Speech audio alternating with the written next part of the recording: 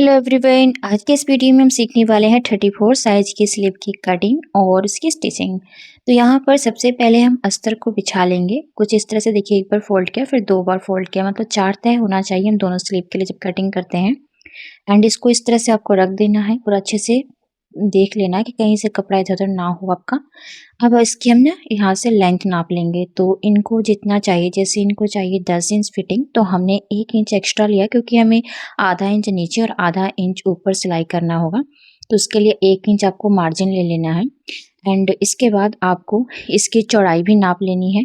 तो देखिए 34 साइज का है, उस हिसाब से आपको चौड़ाई रखनी है चेस्ट के अकॉर्डिंग। तो ये 9.5 हमारा 34 साइज के अकॉर्डिंग, अगर 8.5 इसका चेस्ट आता है तो हम आधा इंच एक्स्ट्रा मार्जिन रख लेते हैं। जैसे 34 साइज है ना, तो जैसे जितना भी आपका चेस्ट का 4th पार्ट आता है ना, उसमें 1 इंच या फिर आधा इंच आप मार्जिन रख सकते हैं। यहाँ से आप ओपन साइड से 3 इंच डाउन करेंगे और मोहरी की जितनी फिटिंग है ना, उसका आधा पे ले लेंगे और उसमें मार्जिन पॉइंट रख लेंगे। जैसे इनका मोहरी 9 इंच है तो 4.5 उसका आधा और 2 इंच मैंने एक्स्ट्रा मार्जिन रख लिया है। वैसे 1.5 इंच भी आप रख सकते हैं रेगुलर के लिए। अगर आप ब्लाउज को रख रहे हैं कुछ दिन बाद पहनने के लिए तो 2 इंच मार्जिन ले लीजिए। कुछ इस तरह से आपको मिला देना है और यहाँ से आपको 1.5 इंच इस तरह से आगे की तरफ स्ट्रेट जाना है। स्ट्रेट जाने के बाद अब आपको हाथ को इस तरह से घुमाना है, गोलाई का शेप देना है, ठीक है। तो इस तरह से आप घुमाते हुए हल्का हल्का हाथ को इस तरह से घुमाते जाएंगे और ये गोलाई का शेप बन जाएगा। बस 1.5 इंच आपको स्ट्रेट रहना है, ठीक है। बहुत अच्छे से फिनिशिंग से ये स्लीव इस तरह से कट हो जाती है, प्रॉब्लम नहीं आती है। तो देखिए इस तरह से आपको करेंगे ना और चेस्ट के अकॉर्डिंग कपड़ा रखेंगे तो कभी भी आपका आर्म होल में कपड़ा कम नहीं पड़ेगा, यानी कि स्लीव छोटी नहीं पड़ेगी। मैं यहाँ पर ना आपको इस तरह से पहले नाप के दिखा देती हूँ कितना आ रहा है। ये देखिए कुछ इस तरह से 10 इंच आ रहा है ना यहाँ पर। तो आप ना अपना जो आर्म होल है, बैक या फ्रंट किसी को एक ले लेना है। तो चलिए हम बैक वाला ले रहे हैं क्योंकि फ्रंट हम डीप करते होते हैं, इसीलिए इस तरह से आपको नापना है। तो देखिए यहाँ सिलाई तक इसका कितना आ रहा है, 10 इंच आ रहा है टोटल। तो ये हमारा पूरा परफेक्ट है। यानी कि अगर आपने जो इस तरह से, फिर से मैं आपको नाप कर दिखा रही हूँ, देखिए इस तरह से 10 इंच आ रहा है ना, यानी जितना आपका चेस्ट होगा उसका पहले 4th पार्ट निकालिएगा। उसका 4th पार्ट निकालने के बाद आपको आधा इंच उसमें प्लस कर देना है। हाँ, अगर आपको ऐसे है तो थोड़ा सा बढ़ा के रख लीजिए। आपको शंका लगता है कहीं जॉइंट में दिक्कत होगा तो आप आधा इंच और बढ़ा लीजिए, 1 इंच रख लीजिए।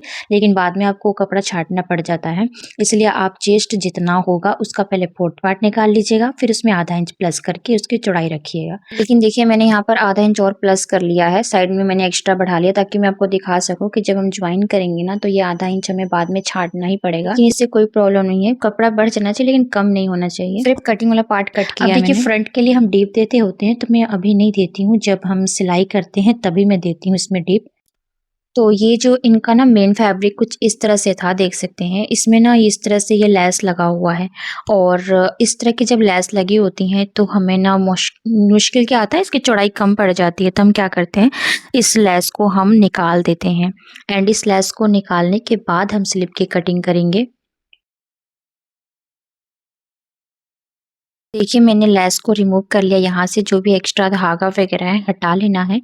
अब आपको कपड़े को बिछाना है इस तरह से। तो अब देखिए अभी हमारा ना परफेक्ट हो जाएगा। लैस लगा रहता है तो आपको निकालना होता है, लैस को निकाल के ही करिएगा। लेकिन अगर उसके साथ अटैच्ड कोई हैंडवर्क होता है, फिर आप उसे नहीं निकाल पाएंगे, फिर आपको साइड से एक्स्ट्रा कपड़ा ज्वाइन करना ही पड़ेगा, ठीक है। तो कुछ इस तरह से मैंने लैस को निकाल दिया था। उसके बाद मैं इसको सेट करके देख रही थी कि कहाँ तक ये हमारा परफेक्ट आ रहा है। तो मैंने पूरा कपड़ा ले लिया है, इसको यहाँ से मैं आधा आधा कर दूंगी और दोनों स्लीव के लिए परफेक्ट हो जाएगा। अब इसमें ना हम स्लीव का शेप अभी नहीं देंगे।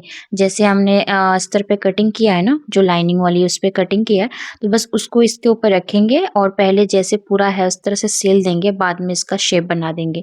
तो पहले हम इसको इस तरह से, इसकी जो नीचे की मोहरी है उसको स्टिच लगा के पलट देंगे। और देखिए इस तरह से हमारा अस्तर पे कटिंग करने से प्रॉब्लम नहीं आती है। पहले पहले आप अस्तर पे ही कटिंग करिएगा, उसके बाद मेन फैब्रिक पे कटिंग करिएगा।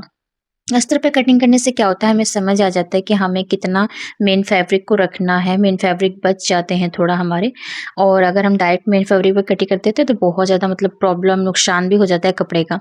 सो इस तरह से पहले आप मेन फैब्रिक पर ना कट करके अस्तर पे कटिंग करिएगा। देखिए मैंने इसकी मोहरी है ना, उसको इस तरह से पतली सिलाई लगा रही हूँ, क्योंकि इसे हमें ना पलटना है, मतलब पक्का रखना है। अब यहाँ से सिलाई लगाने के बाद हम इसको पलट देंगे, और ये जो एक्स्ट्रा कपड़ा है उसको छाँट देंगे, हटा देंगे। ये एक्स्ट्रा कपड़ा हमें नहीं चाहिए। पलटने के बाद आपको एक ना दाब सिलाई पहले अस्तर पे लगानी है, एंड उसके बाद इसको पलटना है। तो मैंने यहाँ पर इसको दाब सिलाई लगाने के बाद इसको पूरा अच्छे से पलट लिया है, और पलटने के बाद अब हम ना इसको एकदम अच्छे से सेट कर लेंगे चारों तरफ से। कहीं से कपड़ा इधर-उधर नहीं होना चाहिए। अस्तर वगैरह जो भी है सब सेट करके अब यहाँ से ना आपको इसको पूरा क्लोज करना है। ये वाली सिलाई आप बड़ी लगा सकते हैं, क्योंकि ये कच्चा सिलाई ही लगता है, पक्की लगाने की ज़रूरत नहीं है। नीचे जब आप इस तरह से टर्न करिएगा तो थोड़ी-सी बारीक सिलाई लगाएँगे। वैसे आप इसको बड़ी सिलाई भी लगा सकते हो, क्योंकि ऊपर से हमें लेस भी अटैच करना है, तो कोई प्रॉब्लम नहीं आएगी। तो मैं इसको भी सिलाई कर देती हूँ, साइड से भी मैं पैक कर दूँगी, और जहाँ पे गोलाई का शेप बना है ऊपर से, उसे भी मैं पैक कर दूँगी। तो इस तरह से अस्तर के साथ पैक करने से हमें बेनिफिट ये होता है कि हम आराम से इसे आर्म होल के साथ अटैच कर पाते हैं। कहीं से हमारा मेन फैब्रिक या फिर अस्तर छूटता नहीं है। तो देखिए इस तरह से मैंने पूरा पैक कर लिया है, और अब आराम से हम इसको स्लीव का शेप दे पाएँगे। यहाँ से जो भी एक्स्ट्रा कपड़ा है उसे छाँट पाएँगे, इधर से भी छाँट पाएँगे। इसीलिए मैंने बोला था कि पहले हम इसे स्लिप का शेप नहीं देंगे, अस्तर पे रख के जॉइंट करेंगे और उसके बाद इसको हम शेप देंगे। कुछ इस तरह से हमें इसको कट कर देना है, और देखिए ये हो गया हमारा स्लिप अस्तर के साथ जॉइंट हो गया है। अब इसमें हमें लेस अटैच करना है। तो लेस कैसे अटैच करेंगे? सबसे पहले आपको इस तरह से फ़ोल्ड करके इसको बराबर करके रख लेना है, कहीं से छोटा-बड़ा ना हो, साइड से भी देख लेना है आपको। और इसका जो मिड पॉइंट है, उसमें हमें लगाना है। तो ये 2 स्लिप के लिए है, इसलिए मैं इसको आधा-आधा कर दे रही हूँ, और एक पार्ट में लेकर इसको इस तरह से फ़ोल्ड करूँगी। यहाँ से जो भी एक्स्ट्रा धागा है उसे हटा देंगे, और पहले हम ना इसको इस तरह से फ़ोल्ड करेंगे। फ़ोल्ड करके इसका सेंटर पार्ट कुछ इस तरह से निशान लगाएँगे। इसको अभी सेंटर पार्ट लगेगा, यहाँ से नाखून से हल्का क्रीच करके, ताकि इस पे थोड़ा-सा निशान पड़ जाए, तो मैं इसमें मार्क कर लूँगी। और जो हमारा मेन सॉरी जो लेस है उसको भी मैं इस तरह से नाखूनों से क्रीच करके इस पे निशान लगा लूँगी, और ये दोनों निशान को एक दूसरे के साथ मिलाते हुए यहाँ पे आप कोई पिन लगा सकते हैं, या फिर वहीं से डायरेक्ट सिलाई लगा सकते हैं। मैं यहाँ पर ना हल्का सा पिन लगा के सेट कर ले रही हूँ, और अब यहाँ से हल्का सा फ़ोल्ड करते हुए इस लेस को हम अटैच करेंगे। तो देखिए इस तरह से जब अटैच करेंगे तो कोई लेस छोटा-बड़ा नहीं होगा, मतलब दोनों साइड से बराबर ही आएगा। तो मिड में हमने जो लेस है उसको सेट कर लिया है, जिससे हमारा मिड वाला मिड में रहेगा। दोनों साइड जो हमने पार्ट दिया है, दोनों साइड बटा हुआ रहेगा।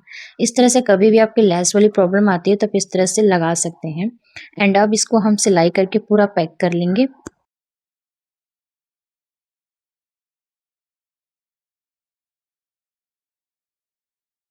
तो फ्रेंड्स देख सकते हैं यहाँ पर मैंने लेस को भी अटैच कर लिया है, और ये पूरा बराबर में ही आ रहा है, कहीं से इधर-उधर नहीं हो रहा है। तो स्लीव हमारी कटिंग हो गई, स्लीव में अस्तर भी हमने जॉइन कर लिया, लेस को कैसे लगाना है वो भी जॉइन करके मैंने आपको दिखा दिया है। ये छोटी-छोटी चीज़ें जो हमें पता होनी चाहिए, जो हमारे बिगिनर्स हैं जिन्होंने अभी सिलाई स्टार्ट किया है, उनको ये सब चीज़ें बातें पता होनी चाहिए। कई बारी हम जो वीडियो में शेयर कर देते हैं उन्हें समझ में नहीं आता, इसलिए मैं कोशिश करती हूँ छोटी-छोटी जो वीडियो है, छोटी-छोटी बातें आपको अलग से शेयर कर पाऊँ, ताकि आपको समझ आए। ठीक है? तो यहाँ तक तो मैंने ये दोनों स्लीव में इस तरह से अटैच करके अब हम क्या करेंगे, फ्रंट के लिए डीप देंगे। तो आपको कुछ इस तरह से रखना है स्लीव, मतलब एक इधर, तभी आपको पता चलेगा कि ये फ्रंट में आएगा। तो इस तरह से जब रख लेती हूँ तो मुझे पता चल जाता है, मैं यहाँ पे निशान लगा देती हूँ कि ये वाला पार्ट जो है फ्रंट के लिए है, और ये वाला पार्ट को कुछ इस तरह से हम मिला लेते हैं, और मिलाने के बाद हम इसको डीप दे देते हैं। तो आपको पता ही है ना कि हमें आधा इंच का डीप देना होता है, क्योंकि हम फ्रंट जो आर्म होल है उसको आधा इंच की ही गोलाई देते हैं बैक पल्ले से। तो इसको भी हम आधा इंच की गोलाई देंगे, लेकिन हमें कहाँ से देना है, देखिए 2 इंच छोड़ देना है, क्योंकि हमारे फिटिंग वाले पार्ट में 2 इंच चले जाते हैं ना। तो 2 इंच छोड़ने के बाद, और जो हमने 1.5 इंच वहाँ से ऊपर से गोलाई दिया था, ऊपर से स्ट्रेट रखा था वहीं तक जाएगा, उसके आगे नहीं जाएगा, यहीं तक जाएगा। बस ये आधा आधा इंच का आपको कुछ इस तरह से गोलाई देना है, ठीक है।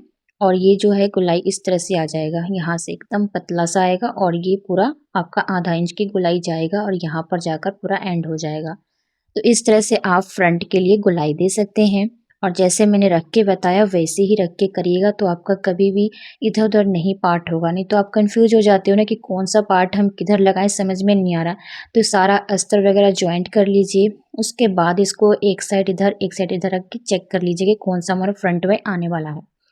एंड अब यहाँ पर मैंने इसको गोलाई दे दिया है। अब इसे हमें ना फ्रंट पार्ट से अटैच, मतलब इस तरह से चेक कर लेना है कि हमारे फ्रंट में कितनी गहराई आ रही है, उसी हिसाब से हमने कटिंग की है।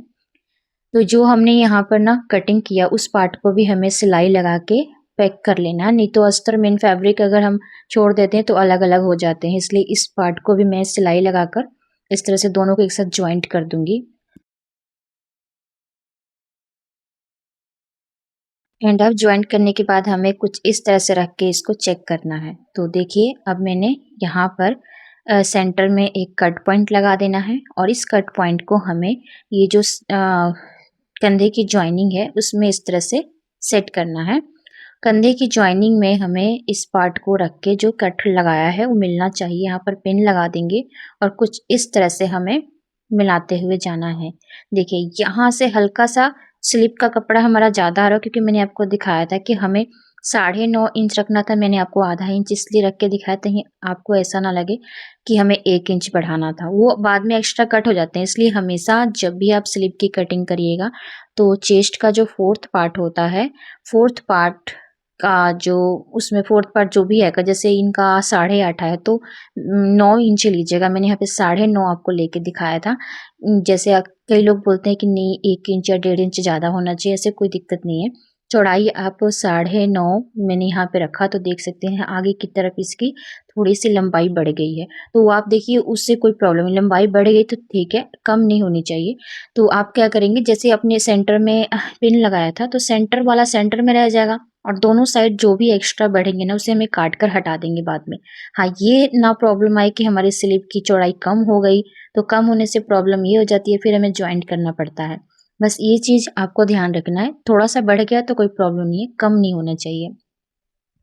और अगर आप पूरा ही आधा इंच ही सिर्फ प्लस करते हो ना तो नहीं बढ़ेगा, वो उतना का उतना ही पूरा परफेक्ट आएगा। तो इस तरह से आपको इसको सिलाई कर लेना है। मैं थोड़ा सा जूम करके भी दिखा रही हूँ। एक और सिलाई आपको एक्स्ट्रा ज़रूर लगाना है। जब भी आप किसी का भी स्लीव तैयार कर रहे हैं, अपना या किसी का भी, एक एक्स्ट्रा सिलाई साइड में ज़रूर लगाइएगा। इससे स्लीव की जो है ना मजबूती बनी रहती है। ठीक है, तो ये देखिए मैंने स्लीव अटैच करके इसको फिटिंग कर लिया है। उम्मीद करती हूँ आपको वीडियो पसंद आए। वीडियो पसंद आए तो लाइक शेयर सब्सक्राइब कर दीजिएगा।